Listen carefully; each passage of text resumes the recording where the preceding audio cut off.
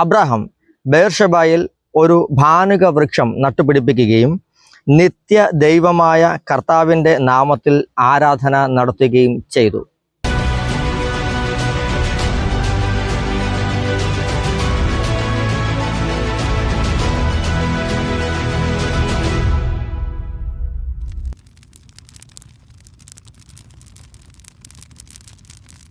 നിങ്ങളെല്ലാവരും വലിയ ദൈവ സാന്നിധ്യത്തിനകത്താണ്. കർത്താവിന് മഹത്വം. പ്രിയപ്പെട്ടവരെ, എൻ്റെ ദൈവത്തിൻ്റെ പേര് എന്ന നമ്മുടെ സീരീസിൻ്റെ അടുത്ത എപ്പിസോഡിലേക്ക് കർത്താവായ യേശുവിൻ്റെ അധികാരമുള്ള നാമത്തിൽ നിങ്ങളെ ഏവരെയും ഞാൻ സ്വാഗതം ചെയ്യുന്നു. പ്രിയപ്പെട്ടവരെ, ഇന്നത്തെ നമ്മുടെ വചനമെന്ന് പറയുന്നത് ഞാൻ ആദ്യമേ തന്നെ നിങ്ങളോട് പറഞ്ഞിട്ടുണ്ട്. തിരുവചനം ഇതാണ്. ഉൽപ്പത്തി പുസ്തകം 21-ാം അധ്യായം അതിൻ്റെ 33-ാമത്തെ വാക്യം ഇങ്ങനെയാണ് പറയുന്നത്: അബ്രഹാം ബേർഷബായിൽ ഒരു ഭാനുക വൃക്ഷം നട്ടുപിടിപ്പിക്കുകയും നിത്യ ദൈവമായ കർത്താവിൻ്റെ നാമത്തിൽ ആരാധന നടത്തുകയും ചെയ്തു. ആമേൻ. വചനം ഒരിക്കൽ കൂടി പറയാം. അബ്രഹാം ബേർഷബായിൽ ഒരു ഭാനുക വൃക്ഷം നട്ടുപിടിപ്പിക്കുകയും നിത്യ ദൈവമായ കർത്താവിൻ്റെ നാമത്തിൽ അവിടെ ആരാധന നടത്തുകയും ചെയ്തു. ആമേൻ. ഇതിനകത്ത് നമ്മൾ ശ്രദ്ധിക്കുവാൻ പോകുന്ന വചനമെന്ന് പറയുന്നത് ഇതാണ്: നിത്യ ദൈവം, നിത്യനായ ദൈവം, എന്നും ജീവിക്കുന്ന ദൈവം. ഹല്ലേലൂയ. എന്നും ജീവിക്കുന്ന ദൈവം അല്ലെങ്കിൽ നിത്യ ദൈവം എന്ന് പറയുമ്പോൾ നമ്മൾ അതിൻ്റെ ഹെബ്രായ പദം എഴുതിയിരിക്കുന്നത് ഇങ്ങനെയാണ്: എൽ ഒലാം. ആമേൻ. വീണ്ടും ഒരിക്കൽ കൂടെ ഞാൻ പറയുന്നു: എൽ ഒലാം, നിത്യനായ ദൈവം എന്ന് വെച്ച് കഴിഞ്ഞാൽ ഈ എൽ ഒലാം എന്ന് പറയുമ്പോൾ ആ വാക്കുകൊണ്ട് അർത്ഥമാക്കുന്നത് ഇങ്ങനെയാണ്: ആരംഭവും അവസാനവും ഇല്ലാത്തവൻ, തുടക്കവും ഒടുക്കവും ഇല്ലാത്തവൻ, എന്നും ജീവിക്കുന്നവൻ. ഈ ദൈവത്തിൻ്റെ ആയുസ്സിനെ ആർക്കും കണക്കിടാൻ കഴിയില്ല എന്നാണ് ഈ വചനം കൊണ്ട് അർത്ഥമാക്കുന്നത്. സാധാരണ ലോകത്തിൽ ദൈവമെന്ന് വിളിക്കപ്പെടുന്ന ബാക്കിയുള്ള സകല ദൈവ വിശ്വാസങ്ങളായിക്കോട്ടെ, മതവിശ്വാസങ്ങളായിക്കോട്ടെ, അതെല്ലാത്തിനും ഒരു ഡേറ്റിംഗ് പീരീഡ് ഉണ്ട്, ഒരു കാലപരിധിയുണ്ട്, ഒരു ഡേറ്റിംഗ് ഉണ്ട്. AD ഇത്ര മുതൽ ഇത്ര വരെ, അല്ലെങ്കിൽ CE കോമണറ ഇത്ര മുതൽ ഇത്ര വരെ, അതല്ലെങ്കിൽ BC ഇത്ര മുതൽ ഇത്ര വരെ എന്നൊക്കെ പറയും. പക്ഷെ ഈ ദൈവത്തിന് കാലപരിധിയില്ല. ആ ദൈവത്തിന് ആരംഭവുമില്ല, അവസാനവുമില്ല. നിത്യവും ജീവിക്കുന്ന നിത്യനായ ദൈവം. ഹല്ലേലൂയ. എൽ ഒലാം. ദൈവത്തിൻ്റെ ആയുസ്സിനെ കണക്കെടുക്കാൻ പറ്റത്തില്ലെന്നാണ് പറയുന്നത്. ഹല്ലേലൂയ. നക്ഷത്രങ്ങൾക്ക് കണക്കുണ്ട്.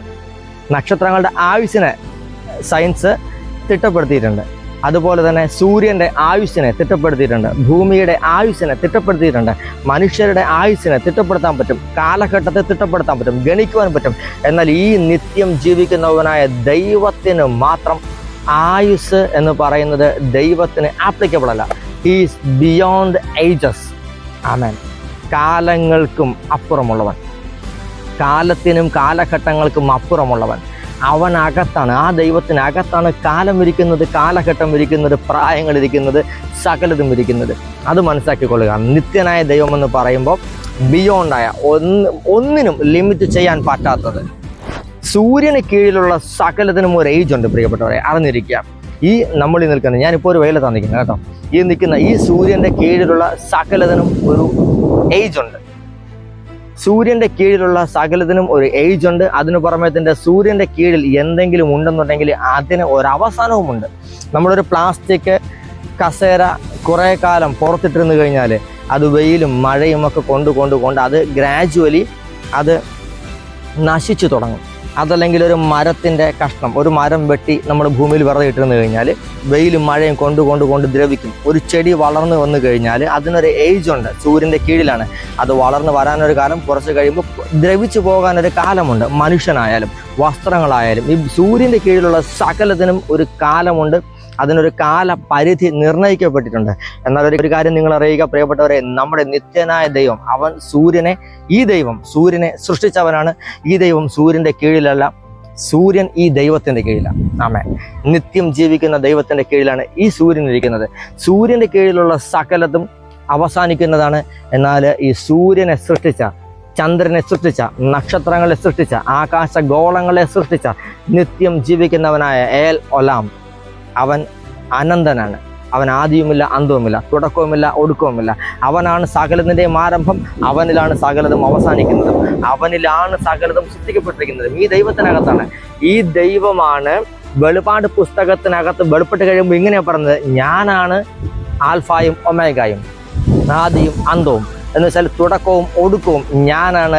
എനിക്ക് പ്രായമില്ല, എനിക്ക് കാലപരിധിയില്ല, എൻ്റെ പ്രായത്തെ ആർക്കും ഗണിക്കാൻ സാധിക്കത്തുമില്ല. ഹല്ലേലൂയ. പ്രിയപ്പെട്ടവരെ, ഒരു കാര്യം നിങ്ങൾ അറിഞ്ഞോ, ഇത് മാത്രം നിങ്ങൾ മനസ്സിലാക്കിയിരിക്കണം.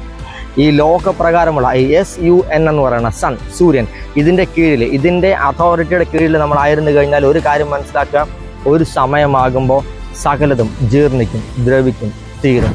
എന്നാൽ SON സൺ, ദൈവപുത്രനാകുന്ന യേശു ക്രിസ്തു, ആൽഫായും ഒമേഗായുമായവൻ, ആദിയും അന്തവുമായവൻ, സകലത്തിൻ്റെയും ആരംഭവും സകലത്തിൻ്റെയും അവസാനവുമായവൻ, തുടക്കവും ഒടുക്കവും ഇല്ലാത്തവൻ, ആ ദൈവത്തിൻ്റെ കീഴിലാണ് നിങ്ങൾ ജീവിക്കുന്നുണ്ടെങ്കിൽ നശീകരണം സംഭവിക്കില്ല, തകർച്ച സംഭവിക്കില്ല.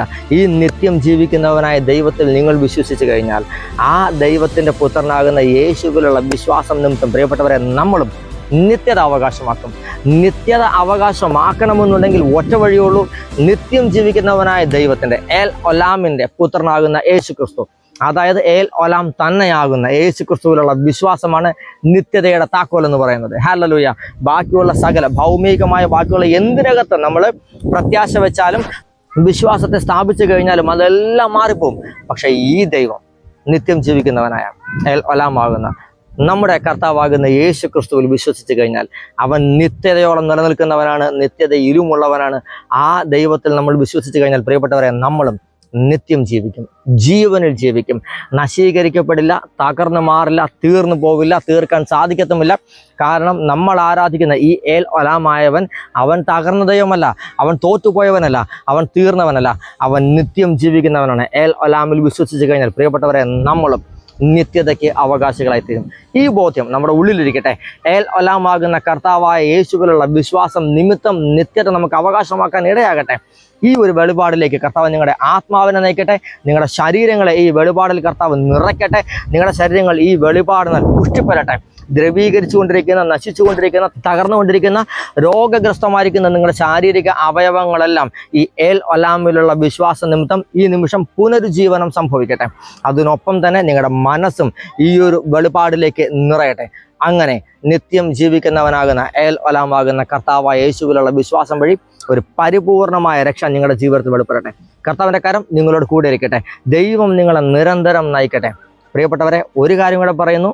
ഈ ശുശ്രൂഷ, ഈ ദൈവവചന ശുശ്രൂഷ നിങ്ങൾക്കൊരു അനുഗ്രഹമായെന്നുണ്ടെങ്കിൽ ഇത് മറ്റു സുഹൃത്തുക്കൾക്കും ബന്ധുക്കൾക്കും ഇത് നിങ്ങൾ അയച്ചു കൊടുക്കുക. അവർക്കൊന്നും അനുഗ്രഹമാകട്ടെ. അങ്ങനെ ദൈവത്തിൻ്റെ പുത്രനാകുന്ന കർത്താവായ യേശുവിലുള്ള വിശ്വാസം വഴി നിങ്ങൾക്ക് ലഭിക്കുന്ന ദൈവിക നന്മകൾ നിങ്ങളുടെ ജീവിതത്തിൽ വെളിപ്പെടട്ടെ. അങ്ങനെ സുവിശേഷ വേല ചെയ്യുന്നതിലൂടെയും ഈ വചനം അവർക്ക് അയച്ചു കൊടുത്ത് അതൊരു സുവിശേഷ വേലയാണ്. അതിലൂടെയുള്ള നന്മകളും നിങ്ങളുടെ ജീവിതത്തിൽ വെളിപ്പെടട്ടെ. കർത്താവിൻ്റെ കരം നിരന്തരം നിങ്ങളോട് കൂടെ ഇരുന്ന് പ്രവർത്തിക്കട്ടെ. എൽ ഒലാം, നിത്യം ജീവിക്കുന്നവനായ ദൈവം നിങ്ങളുടെ ജീവിതത്തിൽ നിത്യം പ്രവർത്തിക്കട്ടെ. ഈ വെളിപാടിൽ വളരുവാൻ കർത്താവ് നിങ്ങൾക്കിടയാകട്ടെ. കർത്താവിൻ്റെ കരം നിങ്ങളോട് കൂടെ ഇരിക്കട്ടെ. യേശുവിൻ്റെ നാമത്തിൽ ആമേൻ.